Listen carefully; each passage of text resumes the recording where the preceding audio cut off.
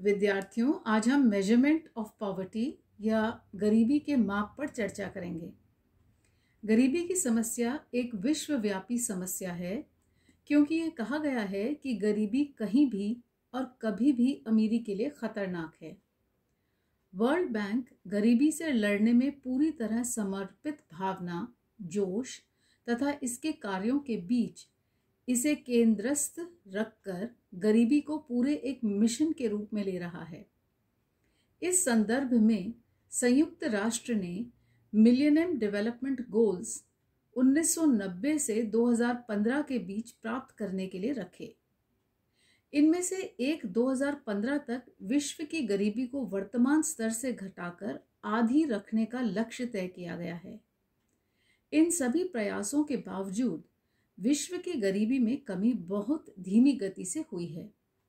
गरीबी कम करने का एकमात्र उपाय प्रति व्यक्ति वास्तविक आय में वृद्धि करना है।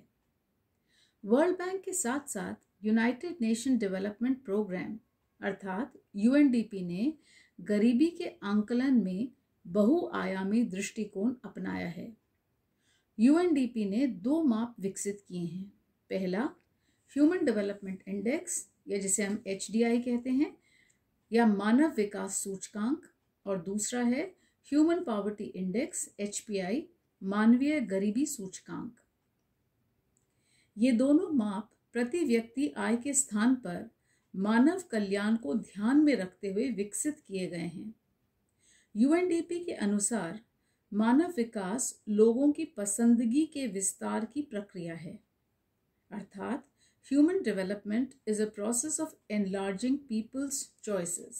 अतः यह केवल प्रति व्यक्ति आय पर ही निर्भर नहीं करती है, अपितु अन्य सामाजिक सूचकांकों जैसे औसत आयु, शिक्षा, साक्षरता व स्वास्थ्य संबंधी कारकों को सम्मिलित करते हैं। यूएनडीपी ने HDI में 3 तत्व शामिल किए हैं। पहला है लाइफ एक्सपेक्टेंसी एट बर्थ या जन्म पर जीवन प्रत्याशा, शिक्षा प्राप्ति जो 2 अनुपातों वयस्क साक्षरता जिसका 2/3 भार तथा प्राथमिक, सेकेंडरी तथा तृतीयक स्कूल संयुक्त भर्ती अनुपात जिसका 1/3 भार है पर निर्भर है। Educational attainment measured by a combination of adult literacy which has 2/3 weight and combined primary, secondary and tertiary school enrollment ratio which has 1/3 in weight।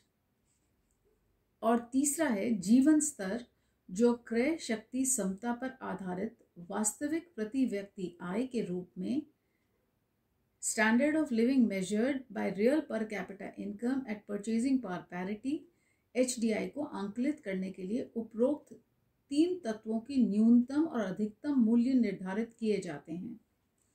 जन्म पर जीवन प्रत्याशा 25 से 85 वर्ष, वयस्क साक्षरता दर 0 से 100%, जबकि वास्तविक प्रति व्यक्ति आय $100 से $40,000 अनुमानित की जाती है। तब सूचकों के आंकलन हेतु निम्न सूत्र का प्रयोग किया जाता है। सूचकांक वास्तविक मूल्य में से न्यूनतम मूल्य को घटाकर यदि हम अधिकतम मूल्य में से न्यूनतम मूल्य का भाग दे दें तो प्रत्येक सूचकांक का मूल्य 0 से 1 होता है। यदि किसी सूचकांक का मूल्य न्यूनतम स्तर पर है तो सूचकांक 0 होगा, और यदि वास्तविक मूल्य अधिकतम मूल्य पर है तो सूचकांक 1 होगा। मान लीजिए हम कहते हैं, एक उदाहरण के रूप में ही ले लेते हैं, भारत में औसत आयु 63.4 ईयर्स है। तो इस जो समीकरण मैंने अभी बताया आपको, उसमें इस समीकरण में इसका मूल्य रखने पर हम कहेंगे कि जो न्यूमरेटर है उसकी वैल्यू होगी 63.5 माइनस 25 जो होगी 38.4, और डिनोमिनेटर होगा 85 minus 25 which will be equal to 60। तो जब हम 38.4 को 60 से भाग देंगे तो हमारे पास उत्तर आएगा 0.64। इसी भांति बाकी तत्वों का भी सूचकांक आंकलित करके फिर तीनों का एक संयुक्त सूचकांक बनाया जाता है जो HDI कहलाता है। यूएनडीपी इसी प्रकार मानवीय गरीबी सूचकांक या HPI का भी आंकलन करती है, जिसके निर्माण में 3 मुख्य सूचकांक बनाए जाते हैं। प्रथम, जनसंख्या का वह प्रतिशत भाग जो 40 वर्ष से अधिक जीवित नहीं रहता, जिसको हम P1 से इंडिकेट करते हैं। वयस्क साक्षरता दर, जिसको हम P2 से इंडिकेट करते हैं। और वंचित डिप्राइवेशन सूचकांक, जो 2 चर मूल्यों के औसत हैं।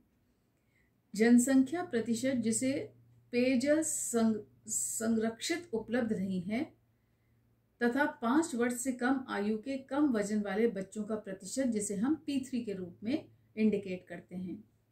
HPI में निम्न सूत्र का प्रयोग किया जाता है।